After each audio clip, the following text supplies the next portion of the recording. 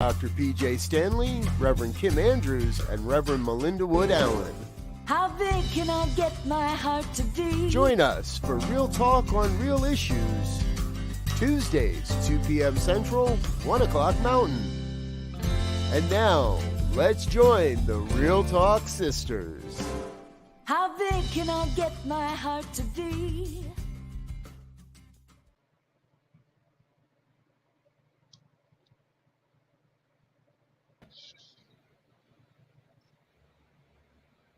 Hello. We seem to be experiencing some technical difficulties.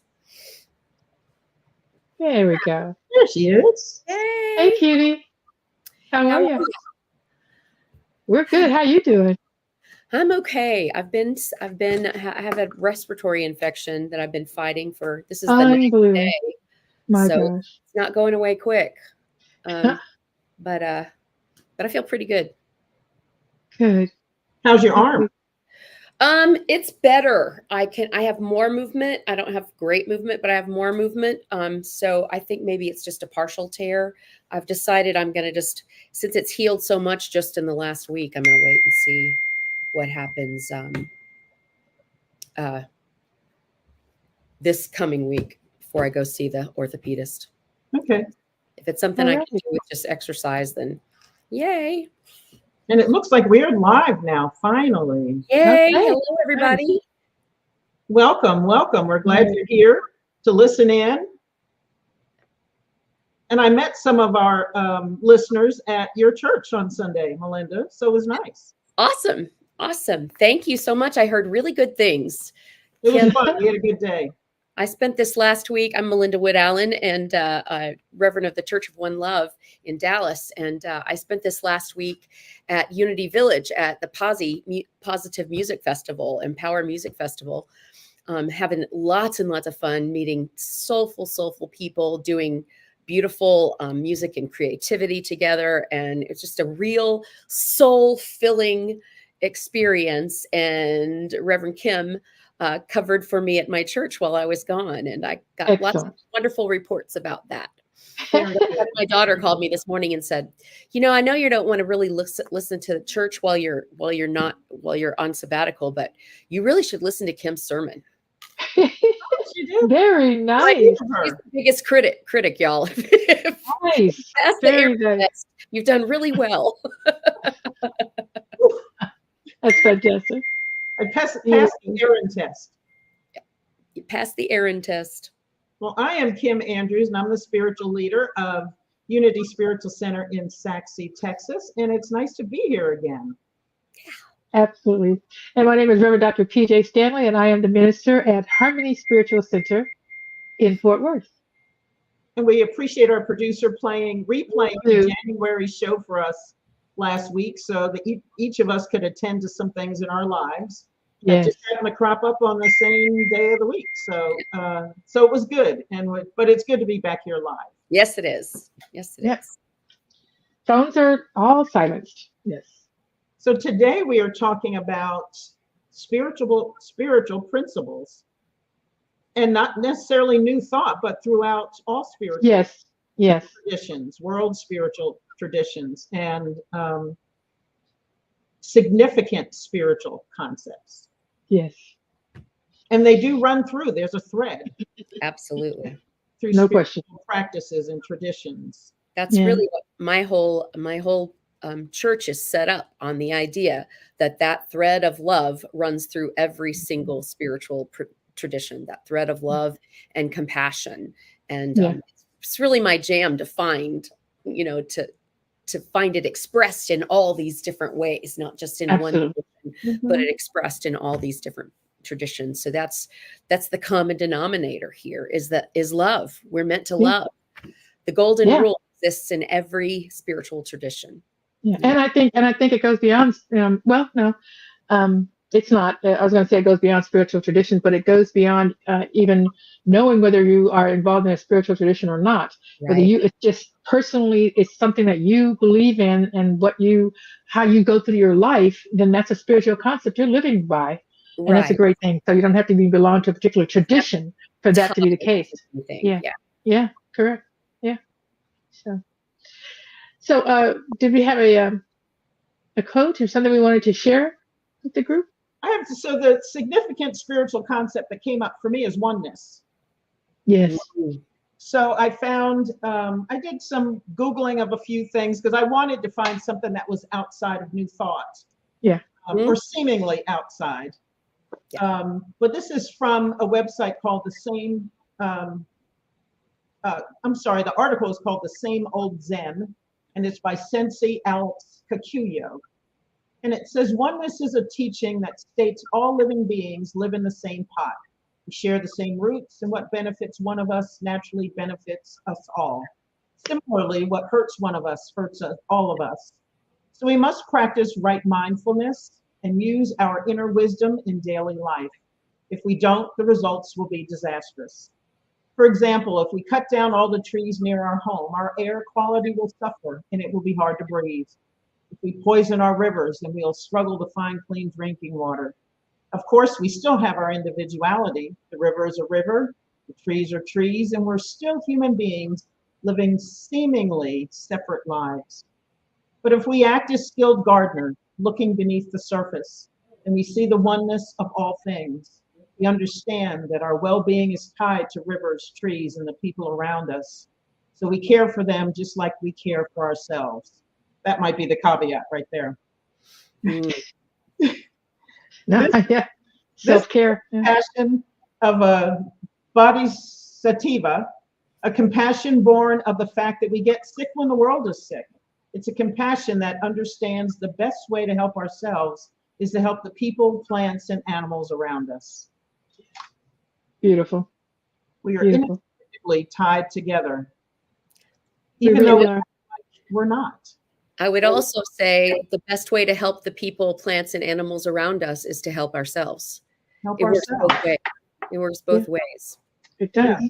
Yeah. It does. And part of the growing, the learning, the understanding is where you separate selfishness from self-care, selfishness from self. And it is not just okay, but actually your job to live your life. You're here because otherwise we'd just all be a big old glob if it wasn't important that each of us live the life we're here to live. And that life, that purpose is within you, and for us to acknowledge that purpose and then live that. I think it's so interesting how so many people think that they don't understand that they are here for a reason, and that the very gifts that they have and the very thing that brings them joy is what's going to bring the rest of the universe joy as well. So do that which brings you joy. It'll actually affect everybody else. So it's interesting. It's so interesting. I love it. Very good. I found this other, so in the class I was in that just finished, Advanced Consciousness, we read the Quantum Revelation. And in the chapter on, it's called Physics or Theology, they had a quote that has been attributed to Albert Einstein. And it says, a human being is a part of the whole called by us universe, a part limited in time and space. He experiences himself, his thoughts and feelings as something separated from the rest, a kind of optical delusion of his consciousness. This delusion is a kind of prison for us, restricting us to our personal desires and to affection for the few nearest to us. Our task must be to free ourselves from this prison by widening our circle of compassion to embrace all living creatures and the whole of nature in its beauty. Beautiful. Exactly. Yeah, it's just, it's interesting how science is starting, quantum physics is nearing or implies oneness, because we're so connected, and they're seeing it in the micro world. They're seeing it when they're looking at the behaviors of photons. How you can have a photon way over here and it's mirroring behavior of something millions and millions of miles away. And wow. So what affects one thing over here you think would not be connected to something else, and it is, and there's nothing tying them together. Nothing seemingly tying them together.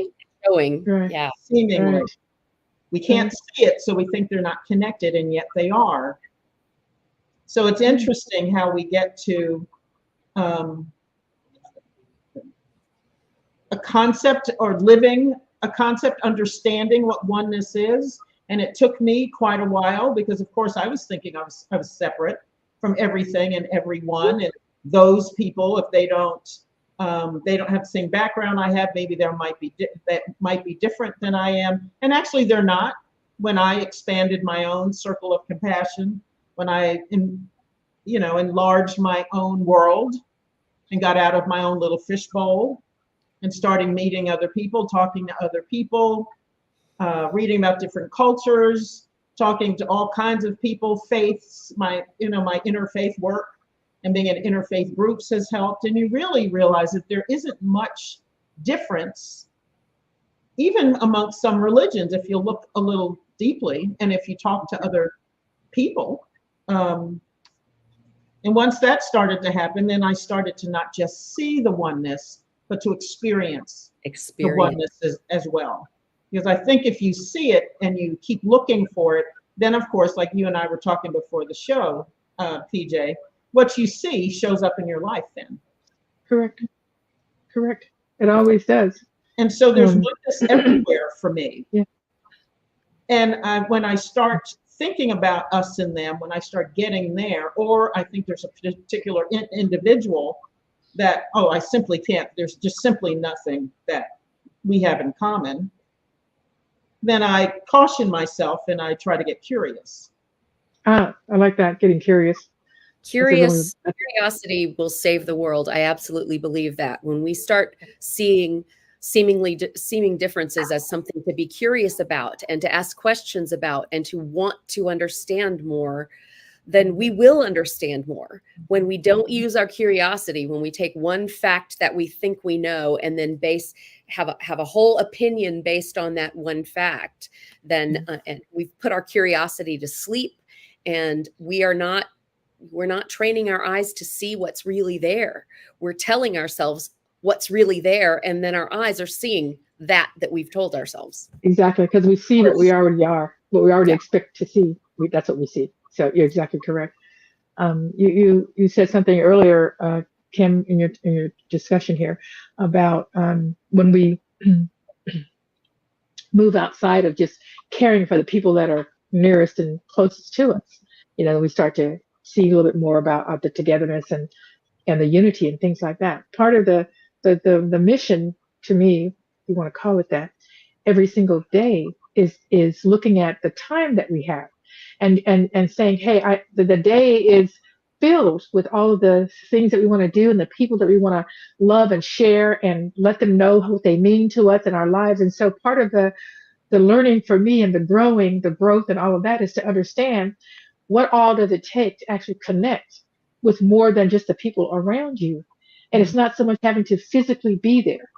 I think it has to be about mentally and in heart space, putting them there and thinking about what's going on in the other side of the world and what is going on for other people that aren't, well, I don't even know if it's fortunate, just that don't live where you live or don't have what you have, or what you think you have, and just having them in your heart and mind and thoughts.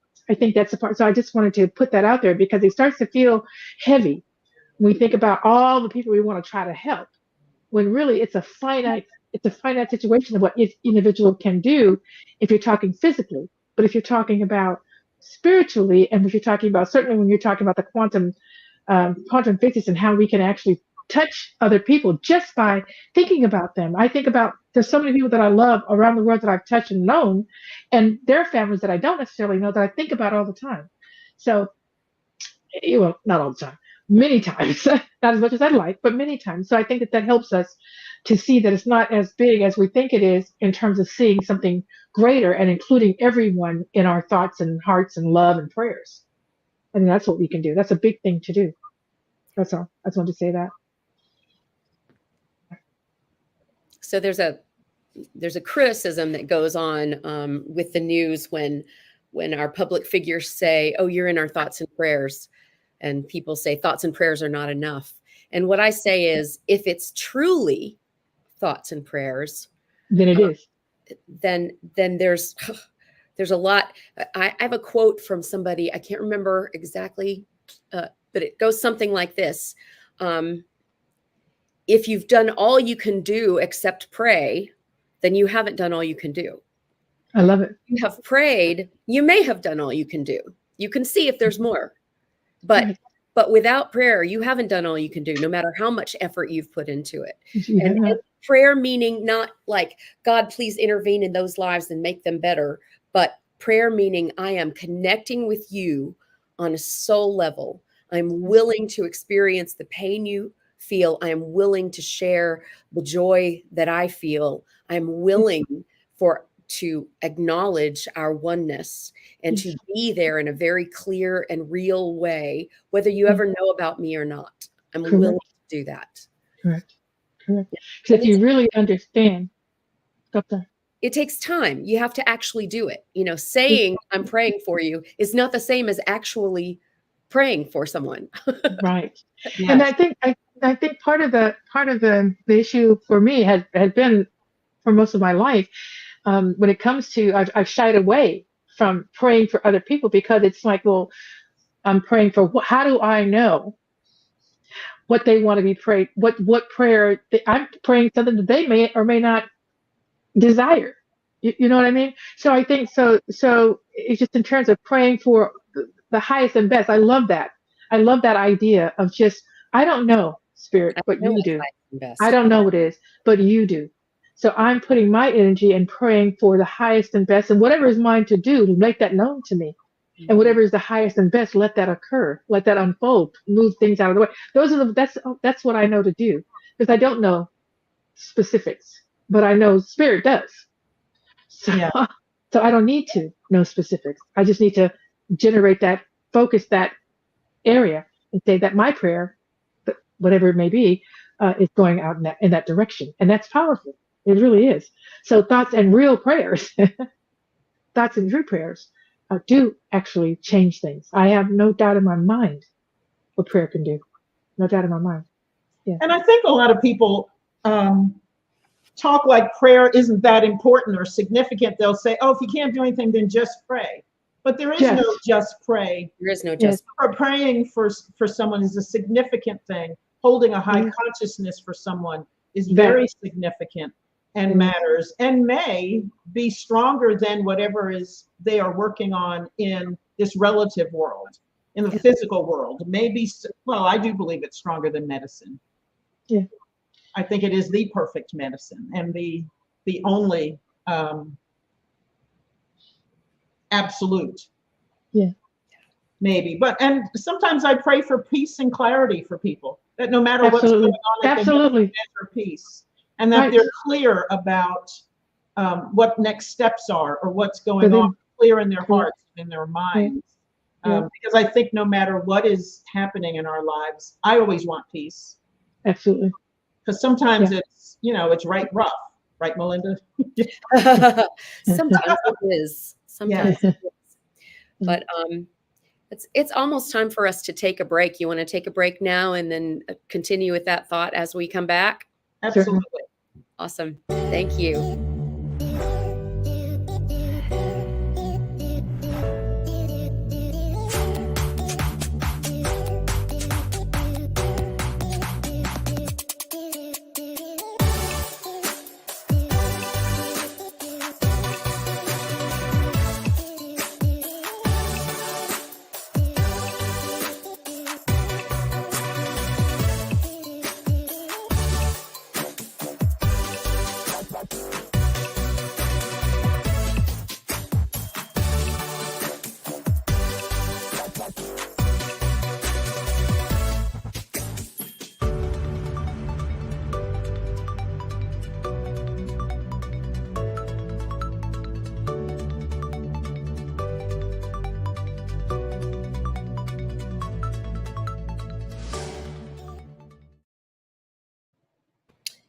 Here we are back. So I wanted to comment to Linda Perry, but I can't seem to comment. So one of you guys maybe comment. I can't seem to comment. We have no idea how much a prayer makes a difference. It changes things, but it changes the one who prays. Exactly. Absolutely. I completely agree, Linda. And when it changes the one who prays, it does change the world because we are one. That's the difference. That's the difference. That is exact. And what I was going to say, thank you, Linda. What I was going to say is that, we, rather than praying for peace, we can pray peace itself. When we put ourselves into that peaceful frame of mind, into that peaceful spirit, we are actually calling peace into the world. So instead of saying, oh, please, please let it be peaceful, actually being that peace ourselves, is much more powerful than praying for something we don't think we have. Yes. No, I agree. It's a thing we talk about all the time. Be the thing, be the change you want to see. Whatever it is you want to see, be that. So it's exactly that, Melinda. You want to see peace, be peace. You want to see love, be love. Whatever that is, be it. And then energize that. You spread that out in the world by being that thing. And that is indeed the perfect prayer. Yes. Yes. Yeah. So when we were talking about what spiritual concepts we found most helpful in our lives, I have two, and they're very related. They're almost the same thing, which is that everything is either love or it's a place where love is being called for. Yes. It's either love or it's a call for love. So if I experience something as not being love, then where's the love that's missing? It's missing in me. And so I get to be the love in that situation. Yes. It's either love or it's a call for love. And so when I can judge the world as being unloving, but if I see a situation or experience it as being unloving, that means I haven't brought my love to it. I love it. What's missing. And that's what's missing. And so bringing my love to bear into that situation, and it goes along with the other concept that I find so helpful that I've shared on this program before, which is that everything is either good or it's for my good. So I can start to ask when I'm not experiencing it as good, I can say, how is this for my good? How is this for my good? And it was very interesting going to this conference, this Empower Music and Arts Conference, which I have. It's a conference very like Sound Connections, which was put on by Unity 20 years ago. We've kept it going through Empower when it wasn't supported by Unity. But basically, we're training new thought artists and music directors into how to use music in services and in life to actually improve the quality of life, the quality of services, the quality of life for the people that we serve. And I hope you can still hear me. We can hear you, yes. So when I go to these, traditionally, I get exhausted. I'm working from 8 a.m. to 11 to sometimes midnight every day, going from one thing to another and using a lot of energy because I'm one of the planners, I'm one of the teachers, also a participant. And this time I got a respiratory infection 2 days before I was meant to leave for this. Wow. And I had this sort of like, okay, I'm going to be singing and talking, leading choirs, teaching classes, up on stage, singing spiritual music all week. How can this respiratory infection be with that? What possibly for my good in all this, Yes. And honestly, valid question. That was my challenge, to find what the good was. And I'll tell you what, this time I took better care of myself this week than I ever have before. Beautiful. When I wasn't on the stage or standing in front of people, I was in my room resting. I made the choice to not be quite so available all the time so that I could be fully available for those times that it was really my job to be available for. It was really my job to put my energy into.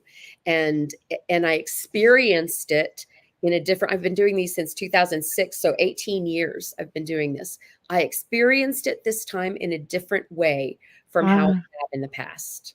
And so that was all of that is information that I bring home with me that when I take care of myself, I can do what is mine to do. There wasn't a lack. Oh, Melinda wasn't able to show up for these things because she was sick. That didn't happen. There was no lack.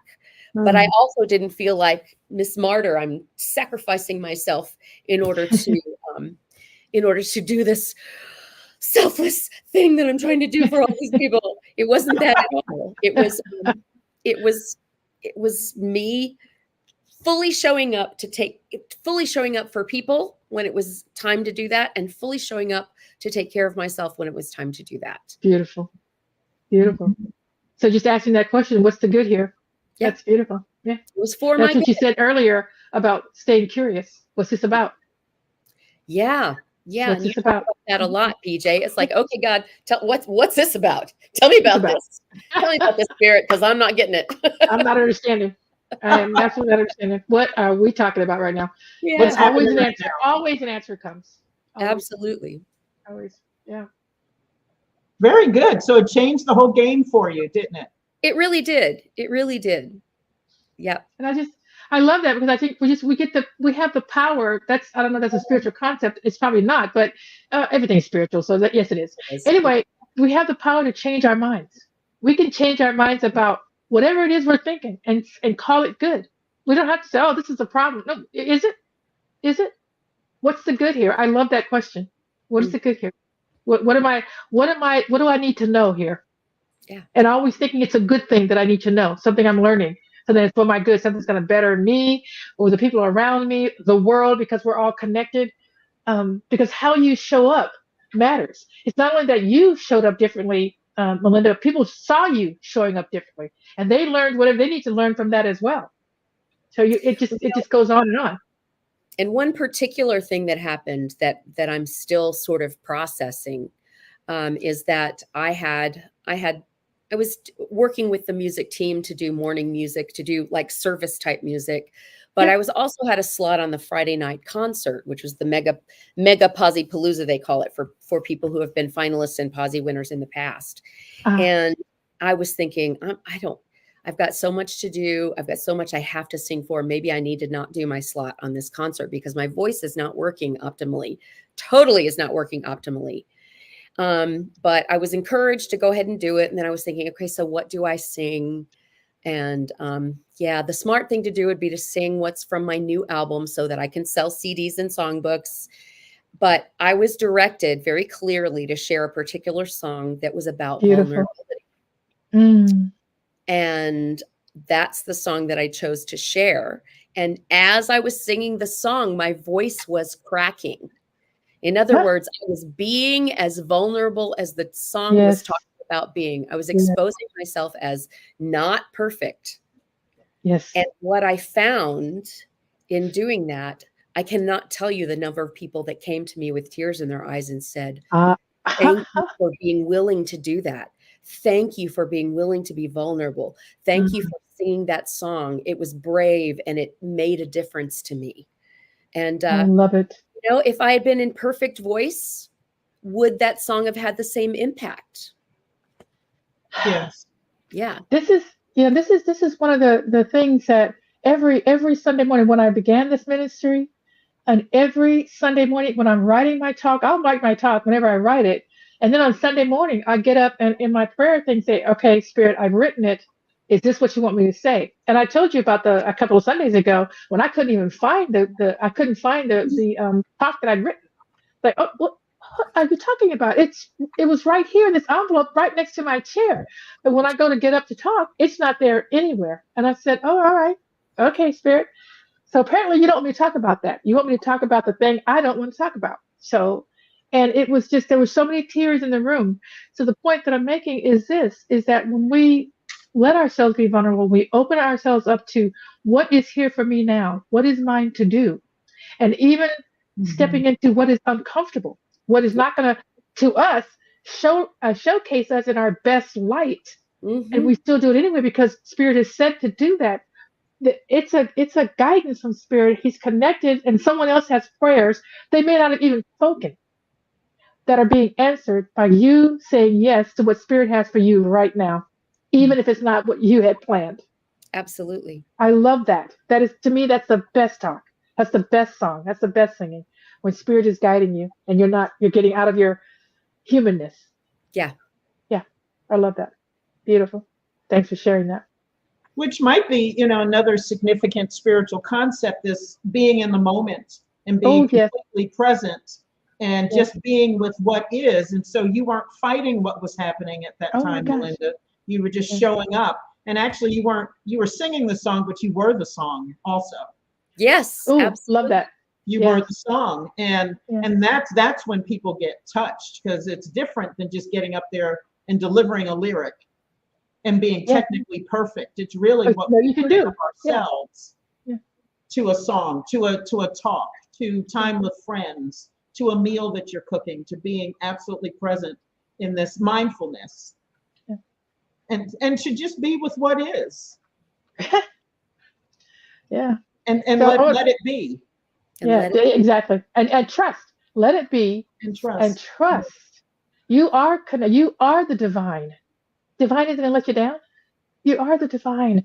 And when you know that in those moments, so just a brief story, as brief as I could possibly be, of this cruise that I was on. So I don't know if I shared with you guys, but you're supposed to have 2 forms of ID when you go on these trips. Well, no, I felt like I only needed the one.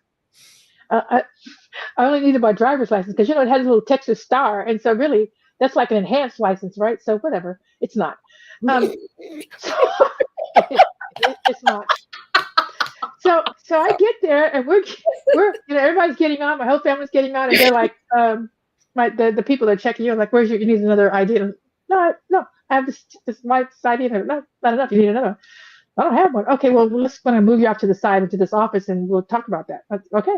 And so I just said to the rest of the family, just go on, and I'll join you later. So I got to the side, and they say, well, you need to have your driver's license and either a passport or your birth certificate, which I had neither. I had a picture of my passport, but it's not enough. You have to have the actual one because they have to scan the numbers. So I didn't have anything. I had nothing, and I thought, well. And I already in my mind, I was imagining just driving, because I drove down. I thought just to Galveston. I thought I'll just drive home and I'll just be at home for the week and my family will be sailing off. That's just the way it's going to be. And Spirit said, clear as a bell, what do you want? Do you want to go home or do you want to go on this trip? I said, no, I want to go on the cruise. Said, okay, well, call your sister. And I said, for what? Right? Like, what's she got to do with it? Again, do you want to go on the cruise?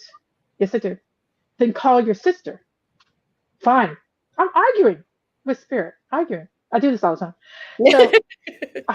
So I called my sister and he said, ask her for your birth certificate. So I called my sister and I said, hey, do you have my birth certificate? She goes, no, I don't have it. And I said, okay, thank you. Hung up and I said, are you happy? And then 30 seconds later, I guess Spirit put it in her head. 30 seconds later, she goes, you know what? I do have your birth certificate. In 2011, we had to do something as a family and for my mom, and we needed our birth certificates, all the daughters. So we all got them, and apparently she kept them in her.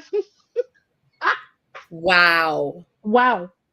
Okay. I wasn't going. I just did not do, I didn't read the thing. I didn't do what it said to do.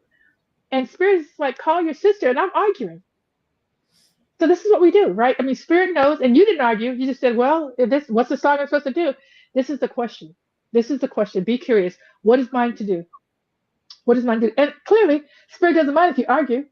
It'll still tell you the truth. Yeah. It's up to you to decide if you're going to do it or not. Let's do it. But yeah, just do that, okay? You just said this what you're going to do. Just do that. Fine. Okay. Yeah. So this is the thing. In the moment, just back to your point about being in the moment. I was in the moment. I'm already taking myself, okay, well, I guess I'm not going on this trip. That's fine. I'm just going to. And then Spirit intervened and said, well, what do you want? What do you want? Here's what I want. Okay, well, here's how you can get it done. How? No. That's not your business. You want to go. Here's what you do. Okay. Spirit did one of these. Hello. Call your sister. Did you hear what I said? Call your sister. Oh. Yes. Call your sister. What part didn't you get? Yeah. So, Spirit is always there to guide us. The question is, am I going to set my human side aside, which I finally do. And listen, just do what I'm telling you. You don't have to, but if you want it to work the way you'd like it to work, do what I'm telling you. It's always there. That guidance is it's faithful. It's faithful. It is always there. Always. So, yeah. And it could just as easily have turned out that you didn't go on the trip. It And could there have. would have been gifts in that as Exactly well. correct. Either way, Your Spirit is calendar always clear. correct. You were supposed to be gone. That means people are going to leave you alone for a whole week. Can you imagine that? That's what I already had in my head. That's fine. Nobody knows I'm home. I'm going back to my place. It's empty. I already had another view of it. And Spirit said, well, you could do that. But also, if you want to go on this trip, here's what you can do as well. So what do you want to do? Yeah, awesome. Exactly. There's awesome. that good or it's good for me. Yeah. Right. Again, showing up again. Yes. Exactly. This or better, whatever. Mm-hmm. So yeah, it's amazing. And it happens so much in my life. So I'm clear on it. And I know when Spirit's speaking to me and getting pissed off. So. And since that's been my paradigm for life now, that, it's good or it's good for me, that it changes everything for me. Does. So that even when it looks like you've gotten yourself into a jam, you think, I don't go off like I used to. Right. I don't get anxious. I don't worry. I may have a few minutes of, this isn't looking like fun. Yeah. And just like you said, Pjae, what's happening now? What are we doing? What are we doing? I may have a few moments of that, but usually I just kind of take a breath. And then I say, okay, settle down. I remind myself of my paradigm for life. It's either good or it's good for me. So just take a breath and let it unfold. And let it be in the moment. That's that comment you made. Be in that moment. Present and see what happens. Get curious. Yes, all of those things. Get curious. I love it. Yeah, get curious. Curiosity can save us from so much. Exactly. Be curious. Tell me more about that. Tell me more. Tell me more. Yeah. Be curious, not dogmatic. Yes. Exactly. Curious. And my whole thing another thing is, what is mine to do? Show me the way. Just show me. Show me the way. What is mine to do? Show me the way. Yeah. And if it's way is mine open. to do, if it's mine to do, there's a way. It is, and you need to give me the strength and energy and know how to do it. To get it done. And that's it. One of the things we talk about all the time, all of us say it, is that, the what, the decision, what do you want? The what is mine. The how is Spirit's. That's not mine. We get all boggled. How is this going to work? Honey, if you knew how it's going to work, you'd already be there.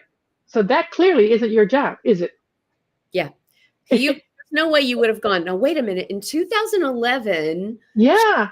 I'm going to need to save that. Maybe. No. I didn't even know she had. That's what I was arguing. What are you talking about? She doesn't have. Right. Just so amazing all the time.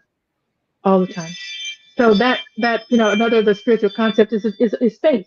It's actually a deep faith, not and faith is a thing I'd like for you guys to weigh in on what you think that is. But for me, it's standing in the knowing that Spirit is with me and that all is well. Yeah. Whatever that looks like. That is my faith. I just stand in the knowing that the Father and I, God and I, Spirit and I are one, and all is well. And it's about time for us to take a break. So let's talk about faith when we come back from our break. Let's do that. Thank you. Great.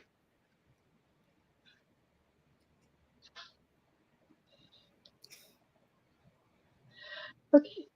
Well, or we'll just keep or not. It's either good or it's good for us. That's exactly right. We know this for sure. Keeping on the talk.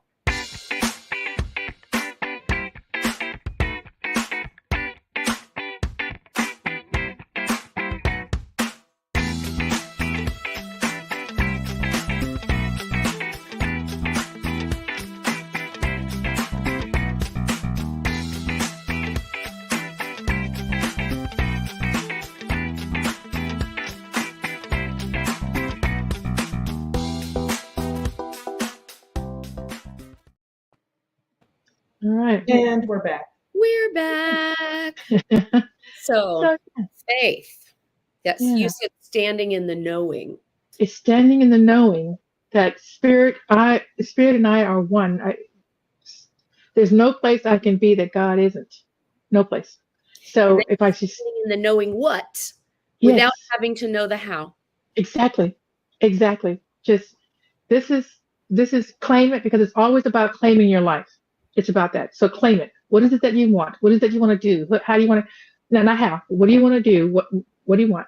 And claim that, and then stand in the faith. Stand in faith that the doors will be open, that the way will be shown. It comes in ways you won't even think. I will never have called my sister ever. I was arguing with Spirit.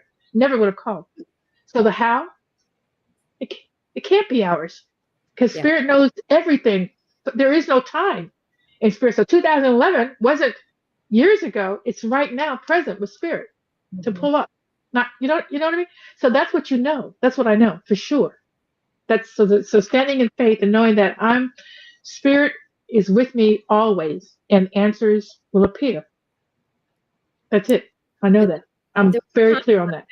When I was afraid. Yes.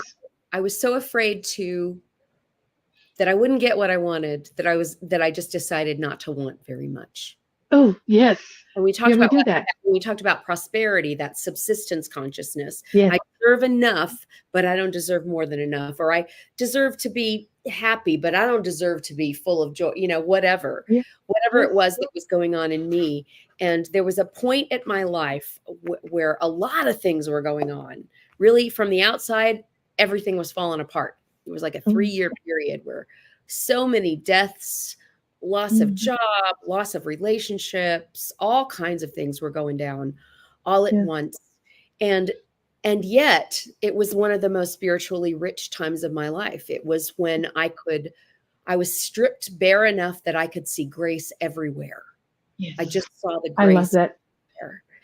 And what a big realization that I had at that time, and that I've been able to carry with me since, is that it is okay for me to want whatever I want.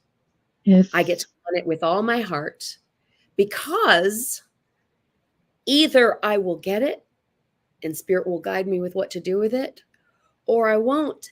And I'll have the strength and energy and wisdom to deal with the disappointment and see what the gifts are of not getting it. Exactly. Because there's always gifts. Yes. Yeah, there's always a gift. There's always a gift. Always. What I realize is I don't have to trust anybody else to give me what I want. As long as I trust that God's going to be with me, then I know it's going to be good.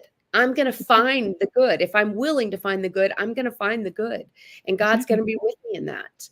The moment I think God's not going to be with me, or that things aren't, if it doesn't go my way, it's all over. Whoa, I can't see any way out of this one. Well, then you've limited yourself. You have. But you say, no, I don't see the way out, but I know that all the way through and on the other side, God is with me. And there are gifts all the time, always, at every moment. Always. I'm just anticipating the gifts. I don't know. It's not what I saw, what I asked for, but oh my God, it's so good when it gets there. That whole singing and your voice that is not what you would have asked for. No, that's not what you have asked. But the gift you received. But oh my God, a gift to people that I wasn't perfect, and that I stood up there anyway. And so you just exactly. So the service was beautiful. Mm-hmm. Exactly. What are your thoughts, Kim? I think that's one of my other paradigms, that whatever comes down my path, that I do have within me to handle it, or to walk it gracefully, or to be open. If it is mine to do, then I have what it takes. Mm-hmm. That part. And so I just assume that. And it might take me a little bit to get quiet and to discover what that is, or to dig something up from inside of me that may be an expansion of what I thought of myself before. Yes. But it still is there. I may discover something new about myself, or about my relationship with Spirit, that can now be unfolded in this moment and help me move through to transcend whatever's happening, to find the gift and to live whatever that gift is. So I just assume, and yes, I might be sitting and crying and being curious. What is it? What is it? It doesn't mean we don't have feelings about it. It doesn't at all mean we don't have feelings about it. Yeah, I tell my people all the time on Sundays, just because you're crying through it or because you have grief or because it's painful or messy doesn't mean it's not working. Exactly. It's not working. Transformation is not always pretty. Finding the gifts is not always pretty. It's just not. It's not. And so, yes, and I would assume more often than not, it's messier because we're trying here to make it all work, or doesn't look like I wanted it to look. So this is terrible. And Absolutely. so we're having I call them my spiritual tantrums when I'm just out there, just going crazy. And why isn't this working? Why isn't it working? And why didn't it look like I want it to look? And then I slow down. I get through all that stuff, the messy stuff, the crying stuff, the arguing with spirit. Call my sister for what? What? Oh my gosh, that is like so off the wall. Yeah, as if, Random. I have said, I know God is good and knows all things, but just made his first mistake after all of these centuries. After all this. After all these. Yes, made his first mistake. And then I find the gift and I go, oh, I guess you know a thing or two. You might know some. You might know some. I was thinking about, I was reading about what actually happens inside a cocoon. Okay. And I think my thought had always been, that this caterpillar thing, kind of got smaller as it grew little wings and legs and, it underwent a change and came out as a butterfly. That's not what happens at all. The caterpillar completely dissolves. Yeah. Really? Soup in there. It is caterpillar soup. And the butterfly is made from scratch, new from this caterpillar soup. It's not just like the caterpillar goes through a change. The caterpillar goes away completely and then leaves goo. It's just goo in there. From this goo, the butterfly comes. And so why would my life be less messy than less gooey? Exactly. What helps me? I love it. Sitting in the goo when I'm stuck in the goo going, this doesn't mean it's over. This doesn't mean it's not working. This means this is the stage at which I am during the working of this deal. Yes. Yes. This is where I am right now. Yeah. Sometimes we have to die to something. Absolutely. In order to move forward. And that's what the butterfly does. The caterpillar has to die for the butterfly to fly free and to have that beauty and that freedom and to, break out of the cocoon. But we got to go through the cocoon stage often. You just said, or you can be a butterfly. You've just, Kim, gone through quite a class on quantum physics, and you just had so many things to read and so many tests to take and so many reports to write. And that's, of course, what we do when we're going through getting our degrees or whatever, our certificates or whatever it is.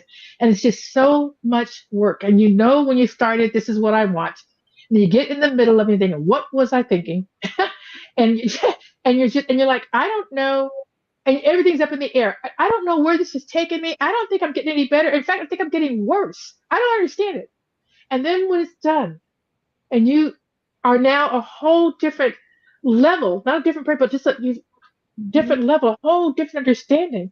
And that's why we do it again and again. Like when we get away from it for a while, we go, okay, I'm going to take another class, or I'm going to do something else, because the Lord has given us a very short memories on what actually happened as you go through it. Because why would we continue to do it? Because we want to grow. And so all of that is it. We make a decision. We start to go through it. It's messy as heck. And you're like, I'm thinking, what in the world was that? I'm complete. I don't even know what I'm doing anymore. And once you get to the other side, you're like, oh my gosh, this is what I was working on. This is who I am now. I'm stronger. I know more. I'm more confident, whatever it may be. And this is, I think, what we do as we go through life.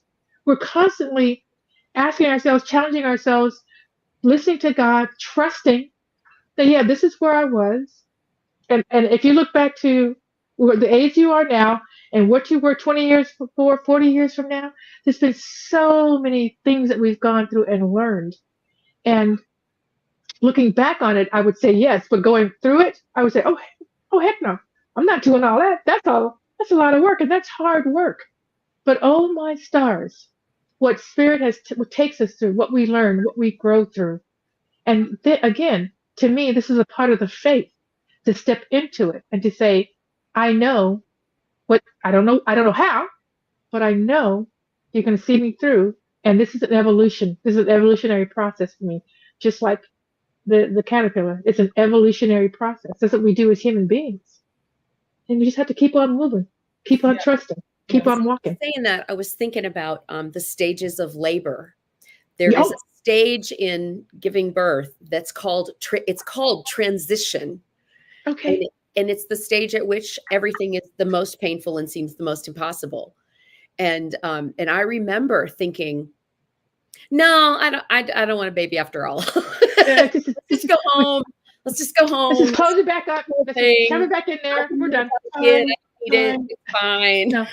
No, once you're there, you have no choice. It's silly that you have no choice. But you feel like I'm just gonna keep them closed. Not gonna happen.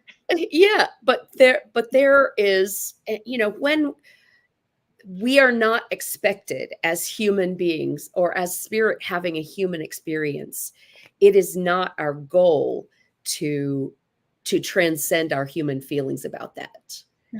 That is the point. It's not our goal to transcend our human feelings about that. But when we allow ourselves to be in it, then we're in it, for better or for worse. We're in it. And spirit's going to come through. I mean, the baby was going to be born. I didn't have to cooperate with that in my mind or even in my body. At that point, I didn't have the mental ability to really cooperate with that. Right. But the spirit was coming. She was coming anyway. Anyway. And I don't know, that metaphor just came to me. I love it. I love it because that's exactly it. Yeah. I think the things that we decide on, whether it's marriage or relationships or classes or whatever it is, it says, oh yeah, this is gonna be fun. And then oh my God, what in the world was I thinking? Uh-oh, too late now. I'm too far in. I'm just gonna have to see it to the end. And it's gonna be a beautiful thing. Yeah. I remember that's life. Who got married kind of later in life, in her late 30s. Who did? A friend of mine. Oh, friend of yours. And I remember calling her she had her wedding at my house, actually. It was really cool. So I called her not too long after the wedding, was just, checking in with her. And she said, I love him so much. I love him so much. But do you know, he's always here.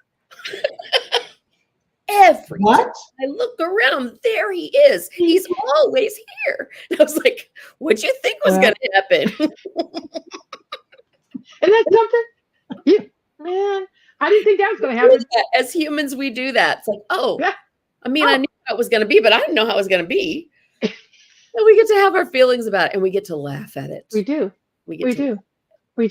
And we have partners in believing, sisters in faith, all these things that help us, remind us. So we have each other. We have each other all the time. We all have that. So we can say, listen, girl, how about you talk me out of that?